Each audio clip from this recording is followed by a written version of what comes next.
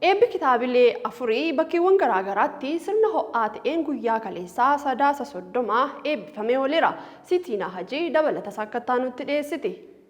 Hogbarruun Oromoo yeroodhaa gara yerootti guddataa dhufeera. Barreessitoonni hedduun kalaqa sammuu isaanii dhaloonni akka irraa baratuuf kitaaba maxxansanii dhalootaaf dabarsu. Haaluma kanaan guyyaa kaleessaa kitaabonni 4 eebbifamaniiru. Kitaabni Kuusaa Walaloo Leetoo jedhamu kan Dubree Biqiltuu Waaqasaatiin barreeffame guyyaa kaleessaa magaalaa Finfinnee Hoteela Intarnaashinaala Ilillitti kan eebbifame yoo ta'u, sirni kitaabaa kunis haala ho'aa fi hawwataa ta'een bakka abbootiin gadaa, hayyoonni, aartistoonnii fi waloowwan hedduun argamanitti gaggeeffameera. Barreessituun kitaaba Kuusaa Walaloo Leetoo Dubree Biqiltuun haasaa saganticha irratti taasisteen qabiyyee fi ergaa kitaabichaa namni hundi bitatee dubbisuun haa ilaalu jechuudhaan dubbistoonni dubdeebii akka kennaniifis dhaamteerti. Kitaabichas barreessaa Yoomiyyuu Mul'ataa Qaacessuun abbootiin gadaa, waloowwanii fi aartistootaan eebbifamee keessummootaaf dhiyaateera. Tolemee maqaa keerraa jalqabna.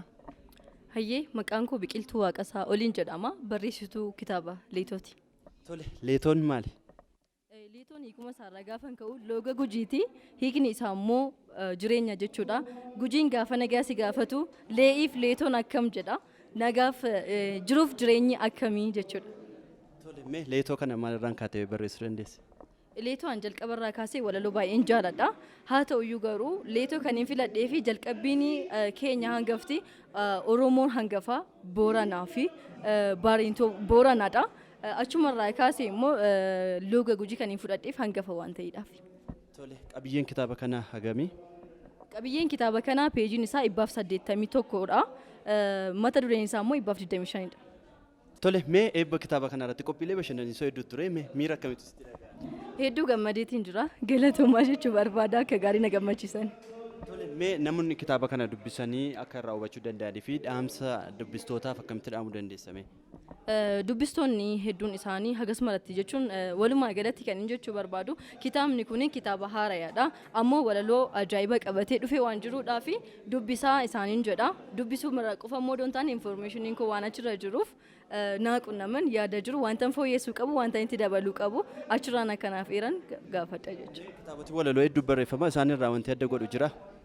Wanti adda godhu hedduutu jira. Akkuma duratti ibsuudhaaf qaacessuudhaaf yaali yoomiyyuun isteejii irratti waltajjii irratti wantoota hedduudha kan inni qabatee dhufe gosa qaba walaloon gosa qaba maal akka dubbatu hiika mataa isaatii waan qabuudhaa fi achi keessatti kan inni barreeffamee jiru jechuudha. So wanti addaa fide qola isaarraa kaasuun keessi isaallee akkasuma jechuudha. Wantoota hedduu fideedha kan inni dhufe san kitaabichumarraa kan argattan ta'a. Tole, Biqiltuu odeeffannoo laatteef guddaa galatoomna. Galatoomaa. Haaluma wal fakkaatuun kitaabni xiinsammuu milkaa'inni kee murtoo keeti jedhu magaalaa Finfinnee galma giddugala aadaa Oromootti haala ho'aa ta'een guyyaa kaleessaa eebbifameera. Barreessaan kitaaba kanaa Barsiisaa Badhaasaa Firrisaa haasaa baniinsaa taasisaniin waa'ee qabiyyee kitaabichaa dubbachuun keessummoota waamicha isaa kabajanii dhufanis galateeffateera. Kabajamoo keessummoota koo sababal'aa gamaa gamana fagoo dhiyoorraati.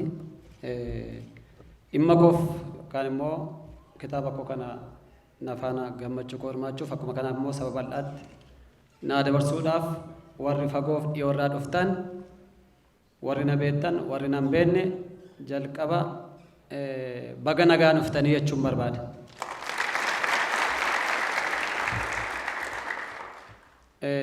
Wanti addunyaa kanarraa nama gammachiisu keessaa inni hangafaa fakkeenya tokko isinii fudhadha.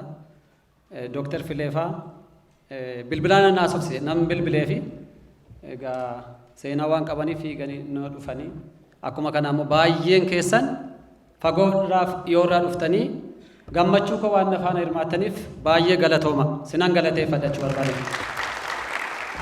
Xaasonni ergaan kitaaba kanaa akkuma mata duree irratti ibsutti milkaa'inni kee murtoo keeti kan jedhu piraaktikaalii jireenya keessa jiraachaa jirru yookaan immoo jiraanne waan argineef waan dabarsine dhaloonni immoo isa argeef isa nuyi dabarsine kana yoo masmara yookaan sarara kana qabate hin guddata yookaan immoo karaa qabata nan danda'a isa jedhu sana barsiisuudhaafi kitaaba akkuma isin argitan akkuma isin kallattii adda addaatiin karaa riyyootaa karaa sooshaal miidiyaa milkaa'inni kee murtoo keeti jedhu piraaktikaalii hojiidhaan waan keessa jiru keessumaa asumaan wanti galateeffachuu barbaadu dhaabbata waldaa aksiyoon injineering and biizines sheer kaampaanii hundeessitoonni baay'een afaana jirtu as keessa jirtu biyya alaa jiru gamaa gamana boordiin biraayitii akkasuma kana barsiisonni hojjetan adda addaa nu gidduu jiru.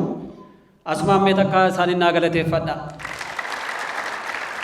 Maaliifan jedhee akka dhaabbata kanatti walitti qabaa boordiiti yookaan immoo warra hundeessan keessaa ani tokkodha. Akkuma kanaaf boordonni na waliin jiran as keessa jiru hundumtuu asitti argamee jira.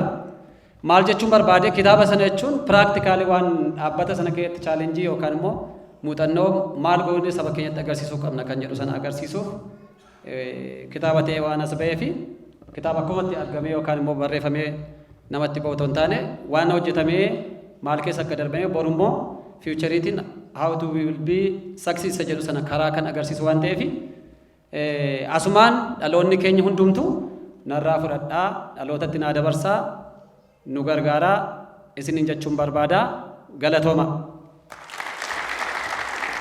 Sirna eebba kitaabaa kanarrattis hayyoonnii fi barreessitoonni hedduun kanneen akka Dr. Filee Jaalataa, Daayirektarri Yuunivarsiitii Amboo Kaampaasii Haacaaluu Hundeessaa, Injiinar Wayyeessaa Araarsaa, Injiinar Gammachuu Makoonninii fi keessummoonni hedduunis argamaniiru. Sirna eebba kitaabaa kana miidhagsuuf qophiileen bashannanaa hedduun waltajjii irratti kan agarsiifaman yoo ta'u, kitaabni milkaa'inni kee murtoo keeti jedhu kana Yuunivarsiitii Bahar Daaritti barsiisaa muummee afaan Oromoo kan ta'an Abboomaa Nagaasaa fi dura taa'aa waldaa barreessitoota Oromiyaa barreessaa Roobinaa Shumiin qaaceffamee keessummootaaf dhiyaateera. Jalqaba irratti baga gammadde isin jechuun barbaada. Ameen sinis baga nafaana gammaddan jedha. Maqaan kee eenyuun ture? Maqaan koo Badhaasaa Firrisaa Fiixeen jedhama. Hojiin koo hojii barsiisaati. Barsiisaa yuunivarsiitii. Tole Badhaasaan guyyaarraa kitaaba eebbisiisee jira. Mee kitaabni kee maal jedha? Kitaabni koo milkaa'inni kee murtoo keetedha. Dhaloota baay'ee kan barsiisuu danda'u.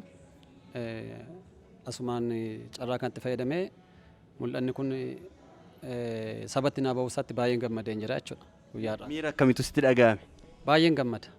Maaliif jennaan gaafa mul'ata kee tokko ati sabatti baafattu isa caalaan si gammachiisu hin jiru jechuudha. Qabeenyi guddaan saba kee barsiisuu beekumsa kee dhalootaaf hiruu danda'u waan ta'eef hunda caalaa kan na gammachiisu dhaloota bira ga'uu isaati. Qophiilee ajaa'ibsiisoo fi babbareedoo hedduu hayyootaanis ta'ee namoota hedduudhaan sagantaa kana ilaalchisee miirota gammachuudhaa fi wantoota namatti babbareedoo hedduutu ture. Sana yoo ilaaltu maaltu sitti dhaga'ama? Ani baay'een gammada. Maaliif sabni keenyi akkaataa kanaan wal bira dhaabachuu baruun, aadaa wal jajjabeessuu baruun, wal utubuu baruun, pilaas mul'ata walirraa fudhachuu baruun caala wanti nama gammachiisu hin jiru jechuudha. Kanaaf kun jijjiirama tokkodha. Nan gammada. Gammachuu guddaan itti dhaga'amachuu barbaade guyyaa irratti. Qabiyyeen kitaaba milkaa'inni kee murtoo keeti jedhu maali? Kitaabni qabiyyeen isaa bal'aa ta'u gabaabsee yeroon ibsu baay'inaan dhaloota kan barsiisudha. Dhaloota masmara jireenyaa kan barsiisu. Jireenya yeroon isin jedhu lafa kanarratti maal gootee maal keessa darbitee yoo maal goote karaa jireenyaa kan immoo biizinesii dhuunfaa kee uummattee jiraachuu akka dandeessu kan barsiisudha jechuudha. Konfidensii kan namaaf kennu jechuudha. Abdii kutannaa irraati yoon akkas godhe immoo karaa kanarra guddachuu nan danda'a dhaloota waan barsiisuu fi kitaaba dhaloota barsiisuu fi ofitti amanummaa kennu abdii horuufidha jedheen abdii qabaachuudha. Daawwattootaa fi dubbistoota kitaaba kana bitatee dubbisaniif gara xumuraatti dhaamsa yoo qabaatte? Dhaamsani dhaamu daawwattoota koos akkuma kana immoo hirmaattonni sagantaa koo guyyaa irratti na hirmaattanii duraan dursa baay'een sin galateeffachaa akkasumas immoo dubbistoonni kitaaba koo kanaa ammas hanqinoota duubatti hafee jiru saba bal'aa biraan akka ga'uu danda'utti isinis immoo daddabastanii borus immoo wantoota hafee jedhamu tokko fooyyessinee dhaloota bal'aatti baasuu akka dandeenyu abdii qabna jechuudha. Dubbistoota biraan ga'uudhaaf kitaabni kun haala gaariin akka raabsamuuf wantooti ati itti yaaddee gochaa jirtu jira? Har'aaf asumatti eebbifama.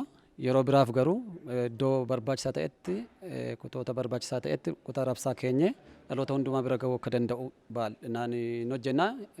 Akkuma kana immoo maxxansinaa jechuudha. Maxxansinee dhaloota hunda bira akka ga'uu danda'u goonaa jechuudha. Manneen kitaabaa yookiin manneen raabsaa kitaabota irraa argamuu danda'an daawwattootaaf dhaamuu dandeessu yoo jiraate? Ammaaf kana jedhee mana maxxansaa iddoo kana jedhu hin qabu.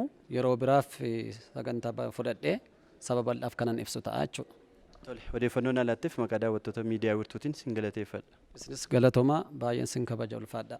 Guyyama kaleessaa Burraayyuu Hoteela Guuteetti kitaabni mata dureen isaa Falaasama Jireenyaa jedhuun gara afaan Oromootti barreessaa Bilisummaa Shibbiruun hiikamee eebbifameera. Kitaabota Falaasama Ooshoo gara afaan Oromootti hiikuun kan beekamu dargaggoo Bilisummaa Shibbiruu ammas kitaaba xiinsammuu irratti fuulleeffatee gara afaan Oromootti hiikuun dubbistootaaf gumaacheera. Sirna kanarrattis abbootiin gadaa, artiistoonni, keessummoonni waamicha godhameef akkasumas jaalattoonni aartii hedduunis argamaniiru. Dabalataanis kitaabni asoosama seenaa dhugaan soonaa'ee kan mata dureen isaa Hinaarii jedhu guyyaa kaleessaa Saa'ud Arabiyaa magaalaa Kwaataaritti eebbifameera. Kitaabni Hinaarii jedhu barreessituu Zamzam Huseeniin barraa'ee Kwaataaritti guyyaa kaleessaa eebbifamuun dagaaginni ogbarruu Oromoo daangaa ce'ee lafa qabataa akka jiru ogeessonni ogummaa barreeffamaatti dhiyoo jiran dubbataniiru. Barreessituun kitaaba Hinaarii Zamzam Huseen jireenya biyya ambaa keessatti kitaaba seenaa dhugaan qindaa'ee barreessuun gahee shamarran Oromoo ogbarruu Oromoo keessatti qaban jabeessuun gumaacha ishee kan baattedha. Eebbi kitaaba Hinaarii haala baay'ee bareedaa ta'ee fi bakka namoonni gurguddoon ambaasaaddoroonni fi keessummoonni kabajaa argamanitti eebbifamu barreessituun kitaabichaa wiirtuu miidiyaaf kan himte yoo ta'u, Hinaarii jechuun maal jechuudha gaaffii jedhuufis Hinaarii jechuun sanyii mukaa ta'ee muka qorsooma qabu akka ta'es ibsiteerti.